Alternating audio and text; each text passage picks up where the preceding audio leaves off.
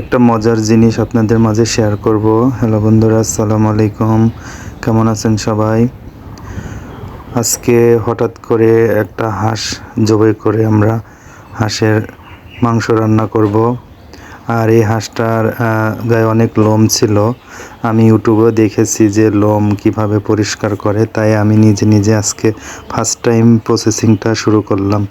আর এখানে হচ্ছে চাউলের আটা আর হলুদ মাখিয়ে আমি হাঁসটাকে প্রায় আধা ঘন্টা মতো রেখে দিয়েছিলাম। আর রেখে এটা নাকি লোমগুলো উঠে যায়, আর আমি রোদ্রে রেখে দিয়েছিলাম। রোদ্রে রাখার পরে ওখান থেকে নিয়ে এসে হাঁসটাকে পুড়ায় দেখলাম যে আসলেই এটা ময়লাগুলো উঠে যায় নাকি। তে অতটা ভালো ওঠেনি, তারপরও কিছু কিছু উঠেছে।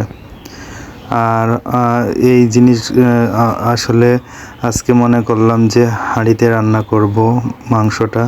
আর হাঁড়িতে রান্না করলে অনেক সুস্বাদু হয়, তাই হাঁড়িতেই রান্না করে ফেললাম। আর হঠাৎ দেখি চারিদিকে একটা মেঘাচ্ছন্ন অবস্থা, আর মেঘের ভিতরে রান্না করাটা একটু সমস্যাই, কারণ আমি ছাদে রান্না করেছি। আর এই হাঁসের মাংস আর এর সাথে যদি একটু পরোটা ভাজা হয় তাহলে বৃষ্টির মধ্যে অনেক মজাই হয়। তাই ওমরের আম্মু কিছু পরোটা বানিয়ে দিয়েছিল, আর আমি হাঁসের মাংস রান্না করেছিলাম। আর এই দুটা নিয়েই আমরা বৃষ্টির মধ্যে একটু খাবো, এজন্যই শুরু করেছি এই কাজগুলো। কে কেমনভাবে রান্না করেন তা জানি না, কিন্তু আমি যেভাবে পারি সেভাবে রান্না করি। কিছু পরিমাণ মতো দিয়েই আমি প্রসেসিংটা শুরু করেছি।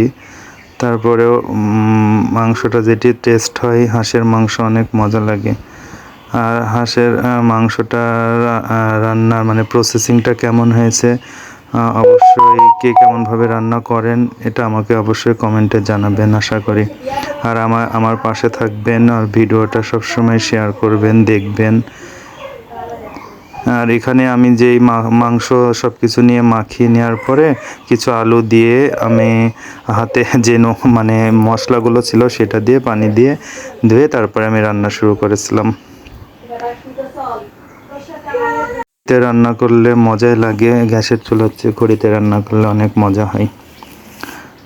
আর রান্নার শেষে এই যে দেখেন প্রিপারেশন নেওয়া খাবার এখন।